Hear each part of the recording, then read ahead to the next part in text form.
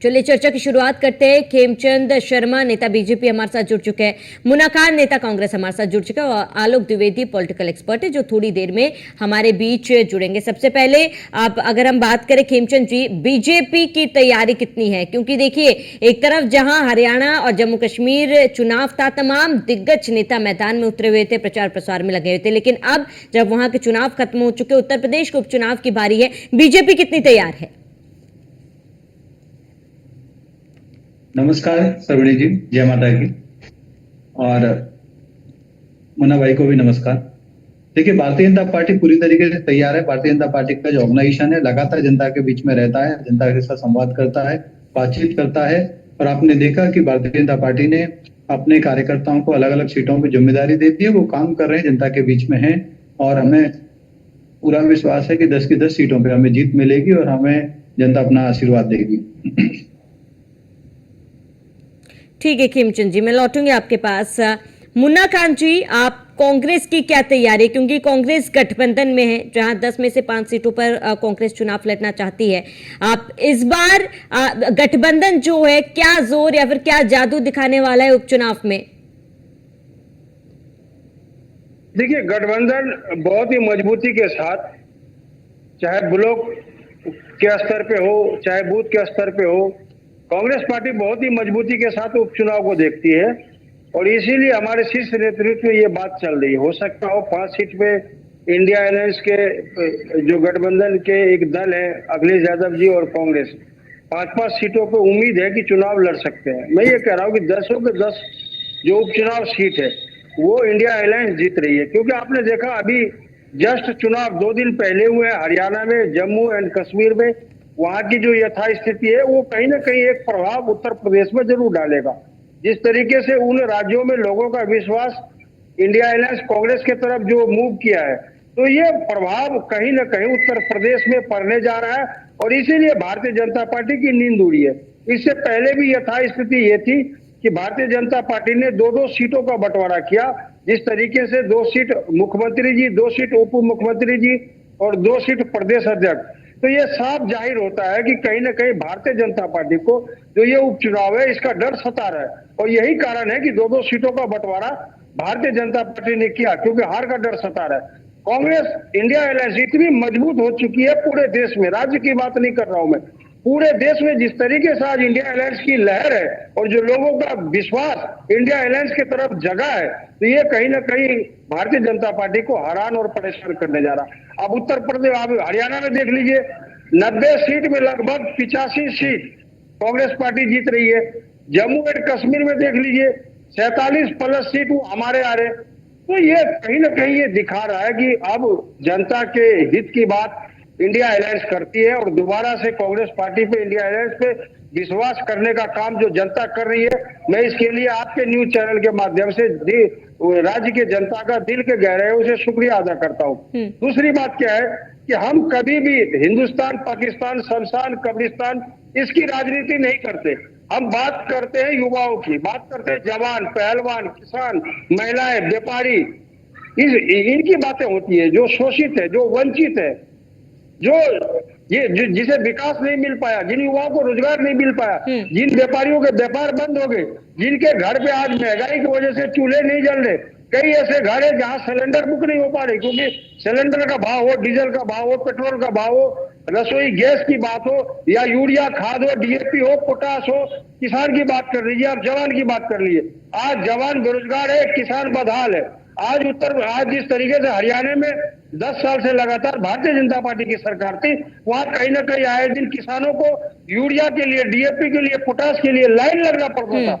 जो उसके हक की बात थी, जो उन्हें सब्सिडी देना चाहिए था, वहां ब्लैकमेल चल रहा था।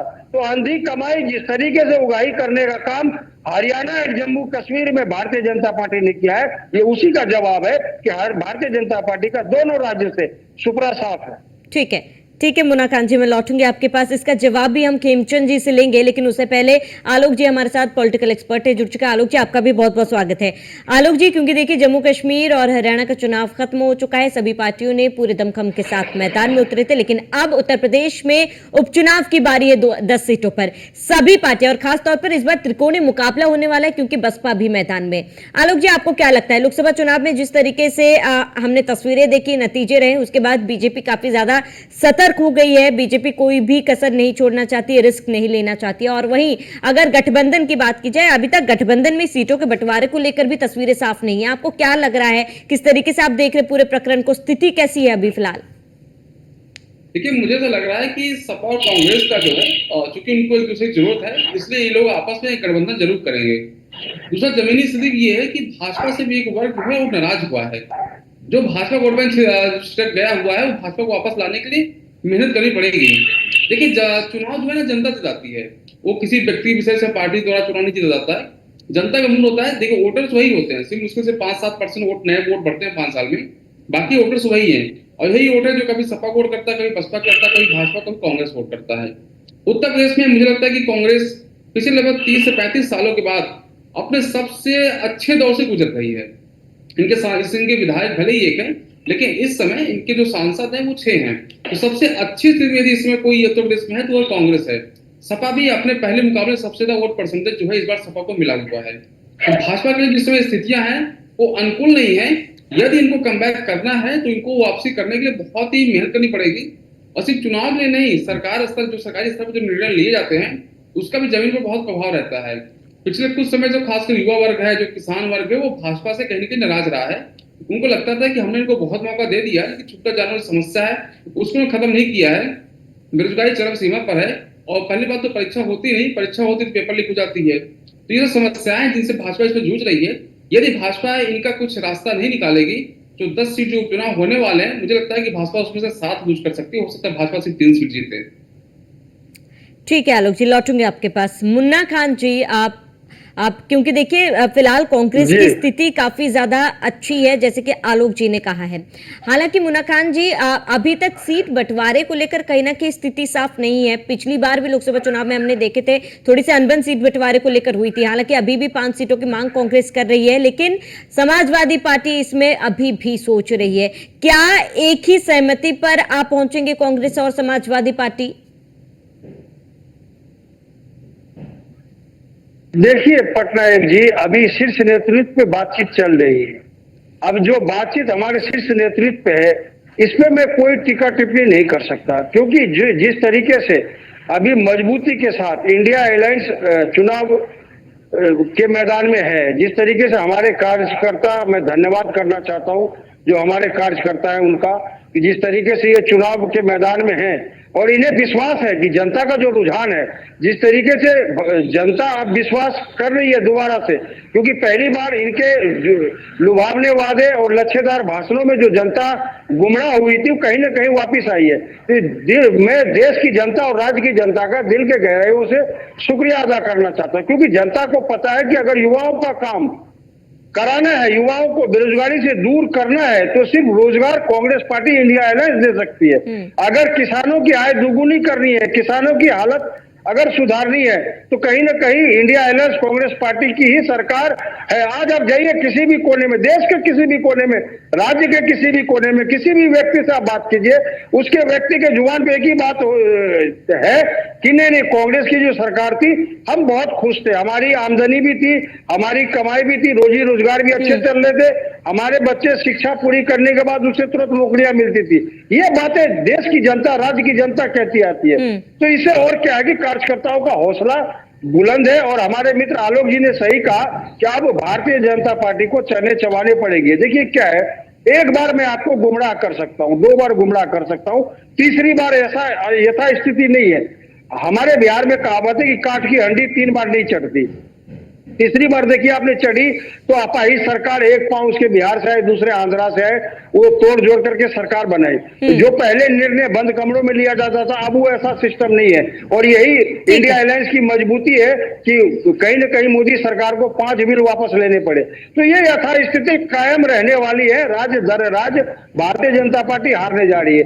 अभी आप जम्मू एंड कश्मीर की बात ले लीजिए, हरियाणा की बात ले लीजिए, आप जैसे मित्र बंधु, जो मीडिया बंधु हैं, वो एग्जिट पोल दिखा रहे हैं कि कांग्रेस की सरकार बन रही है। मैं कह रहा हूं मध्य प्रदेश, ये महाराष्ट्र में भी यथास्थिति भारतीय जनता पार्टी की ठीक नहीं है। वहां भी इनके सर फुटबॉल जारी है। जिस तरीके से इन्होंने पैसे के बल पे तोड़ जोड़ की राजनीति की, एमएलए खरीदने की राजनीति की, जनता के द्वारा चुने गए हुए संविधान, ठीक है मुन्ना जी, इसका जवाब खेमचंद जी से ले लेते हैं।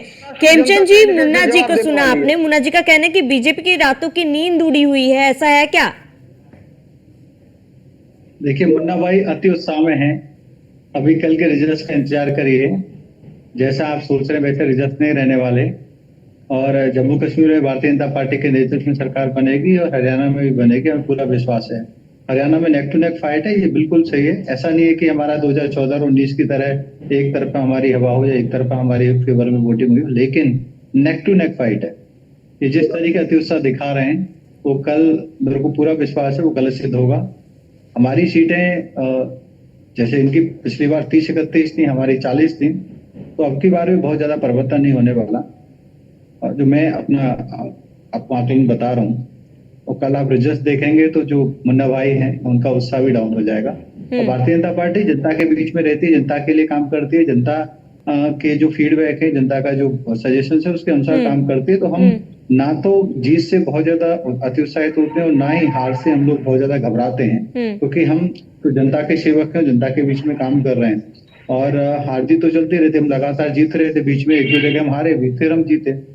तो ये तो हम अपने हार से लर्न करते हैं और जिससे हम लोग और भी ज्यादा काम करने की जो भावना है वो हमें पैदा होती है और हम आगे बढ़ते हैं। और ज्यादातर जो उपचुनाव में सीटें हैं वो विपक्ष की हैं, हमारी 1-2 सीटें हैं, ज्यादा नहीं है। ज्यादातर सीटें इन लोगों की खाली हुई हैं, लेकिन हम और हमारा ऑर्गेनाइजेशन इस तरीके से काम कर रहा है कि हम हर जगह अच्छा परफॉर्म कर रहे हैं और अपने लेकिन खेमचंद जी, मुन्ना जी का तो कहना है कि आप जो जनता है वो बीजेपी से कहीं ना कहीं खुश नहीं है, नाराज चल रही है। नहीं, कोई नाराजी नहीं है, कोई नाराजी नहीं है। जनता नाराज होती तो हमें लोकसभा में क्यों लाती? ठीक है मुन्ना जी, आप अपनी बात करिए। ठीक है मुन्ना। लोकसभा में जनता लाई का आपने भ्रमित करने का काम किया देश की जनता को कि मित्रों अब की बार 400 पार, 400 पार, 400 पार। आई कितनी? 240, बहुमत से भी काफी दूर। बाद में गठजोड़ की आपने सरकार बनाई, एक अपाही सरकार आपने बनाने का काम किया, एक पांव बिहार से दूसरा आंध्रा से लेने का काम किया। तो जनता खुश रहती तो 400 पार वाकई मिलता। जिस तरीके से आपने कैंपेन चलाया था, तो हवाई मार्केटिंग से देश का चुनाव नहीं जीता जाता, धरातल पे काम होने चाहिए थे। और एक ही दल है जो कांग्रेस पार्टी है जो 400 पार करने की हिम्मत दिखाई और ठीक है, क्योंकि हमने जनता के लिए शुरू से काम किया। ठीक है आलोक जी, इतिहास गवाह है। आलोक जी आपको रुकूंगी, मुन्ना जी लौटूंगा आपके पास, मुन्ना जी लौटूंगा आपके पास। आलोक जी, क्योंकि त्रिकोणीय मुकाबला है, ऐसे में आपको लग रहा है कि इस बार फाइट जो है काफी ज्यादा टफ रहने वाली है? आप कहा कि आप हरियाणा बात करें तो कांग्रेस की बात कर रहे हैं? आलोक जी, आप तक आवाज पहुंच पा रही है? आप कहा कि हरियाणा की बात कर रहे हैं या नहीं, आप होने वाले उपचुनाव की बात कर रही हूँ आलोक जी, उपचुनाव जो उत्तर प्रदेश में होंगे, क्योंकि बहुजन समाज पार्टी भी अब मैदान में है। ऐसे में त्रिकोणीय मुकाबला होने वाला है। इस बार फाइट क्या नेक टू नेक तीनों पार्टी के बीच में होने जा रही है? नहीं, मुकाबला तो दो ही के बीच होगा। एक कांग्रेस सपा गठबंधन और भाजपा के बीच मुकाबला होगा। बसपा मुकाबले पर कहीं पर भी नहीं है। देखिए, शहरी क्षेत्रों में कांग्रेस जो है समाजवादी पार्टी जो के मुकाबले ज्यादा मजबूत है। तो मेरा ऐसा मानना है कि कांग्रेस पार्टी जो शहरी क्षेत्र है वहां पे कांग्रेस को ज्यादा फोकस करना चाहिए। जो रूरल एरिया है वहां पे सपा को ज्यादा फोकस करना चाहिए। इससे जो है अगर ये इस फॉर्मूले को अपनाएंगे तो मुझे लग रहा है कि 10 में से 7 सीट इनके जीतना बहुत ही आसान रहेगा। जो भाजपा में राजकीय है उसका भी इनको लाभ मिल जाएगा। कुछ हद तक चूंकि शासन प्रशासन चूंकि सरकार का है तो भाजपा का है तो थोड़ा बहुत देखिए फर्क पड़ता है। इसको हर कोई मानता है, भले कोई इसकी ना माने इस बात को, लेकिन थोड़ा बहुत तो प्रभाव रहता है। तो मुझे लगता है कि शहरी क्षेत्रों में कांग्रेस लड़ना चाहिए और ग्रामीण क्षेत्रों में अखिलेश यादव को लड़ना चाहिए। और इनका दोनों आपस में गठबंधन मुझे पूरी उम्मीद है कि हो जाएगा, क्योंकि अखिलेश यादव हमेशा कहते रहे हम बड़े दिल के हैं, बड़े दिल के हैं। तो मुझे लगता है वो बड़े दिन दिखाएंगे। तो कांग्रेस को अगर 5 सीट कांग्रेस मांग रही है, तो अगर 3 सीट मिलता कांग्रेस आसानी से मान जाएगी 3 सीट पर। और पूरा 3 सीट नहीं है, गठबंधन करके चुनाव लड़ना चाहिए, तभी एक मजबूत चुनाव होगा। अगर अलग लड़ेंगे तो भाजपा जो है 10 में 7 भाजपा ले जाएगी, 3 जो है इनके खाते पे आएगी। ठीक है आलोक जी, मैं लौटूंगा आपके पास। मुन्ना खान जी, क्योंकि अभी भी आप बातें जो है यहीं पर अटकी हुई है कि सीटों के बंटवारे को लेकर, क्योंकि आप कह रहे कि गठबंधन इस बार अच्छा प्रदर्शन करेगी, तो क्या एक बीच का रास्ता निकलकर सामने आएगा इसको लेकर? और जो सामंजस्य हमने लोकसभा चुनाव में देखा था गठबंधन में, क्या इस बार भी देखने को मिलेगा? देखिए, बिल्कुल आपने पटनायक जी सही सवाल पूछा, बहुत बेहतरीन सवाल। देखिए, आपसी समन्वय जो है वो इंडिया अलायंस का बहुत ही मजबूत है। ठीक है। कोई भी संवाद हम लोग अकेले निर्णय लेने का काम नहीं करते। जो एक मीटिंग है शीर्ष नेतृत्व की, वो 2 से 3 बार होना होता है, उसके बाद निर्णय लिया जाता है। 2 से 3 बार जो मीटिंग होती है तो उसमें फाइनल हो जाता है। ये तो 10 सीट का मसला है। जो हमारा टारगेट है वो 19 राज्यों के चुनाव जीतने का है, तो हमारा फोकस 19 राज्यों पे है। ठीक है मुन्ना खान जी, समय की कमी है हमारे पास, चर्चा को यहीं पर रोकना चाहूंगी। जुड़ने के लिए बहुत बहुत शुक्रिया। खेमचंद जी आपका बहुत बहुत शुक्रिया। आलोक जी आपका भी बहुत बहुत शुक्रिया।